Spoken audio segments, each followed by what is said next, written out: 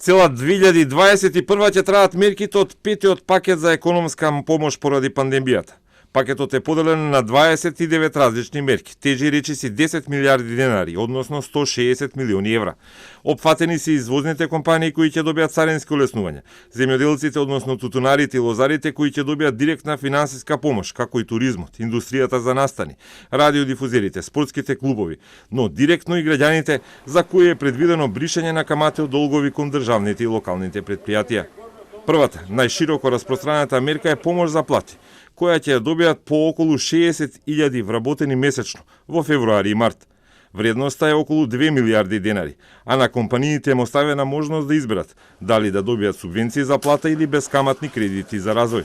Фирмите нема да вратат ниту денар доколку половината од висината на субвенциите за плати, наместо да ја враќат кон буџетот, ја потрошат за раст и развој.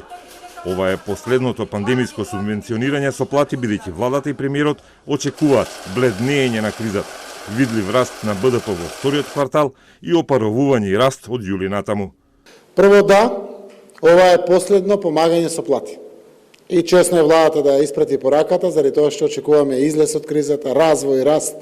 Тоа се случува во светот, ги следиме трендовите и така ќе биде, но државата е тука и продолжува понатаму будно да следи и да им се најде на работниците, на компаниите, на сиромашните граѓани, на сите кои што се погодени.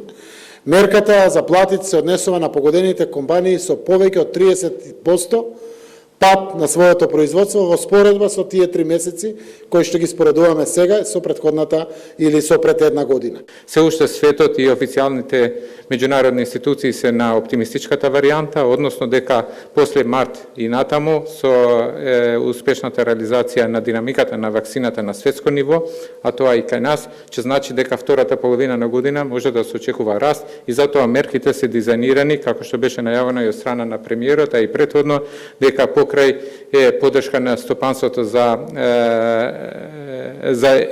облажување на ефектите од кризата се фокусираат кон поддршка на растот и закрепнување на економијата. За граѓаните кои се натежнати со камати на долгови кон јавни предпријатија или УЈП и други државни институции, предвидено е бришање и простување на каматите со тоа што основниот долг ќе мора да го платат за една година.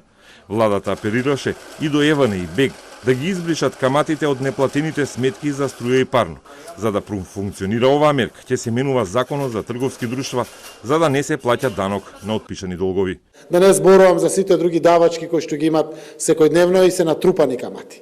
Сиромаштијата ни е погодена, дефинитивно најповеќе, сите се погодени, но најсиромашните граѓани се најповеќе погодени и влегуваат во еден бесконечен лавиринт од кој што не можат да излезат.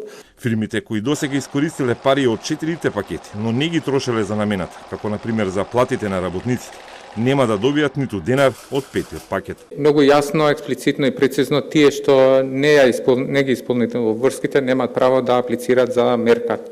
Односно тоа што е предвидено тука, веќе има евиденции во управата за јавни приходи. Мерките се донесени според оптимистичкиот модел за движење на пандемијата, сценарио што се остварува и поради почнатата вакцинација на светот.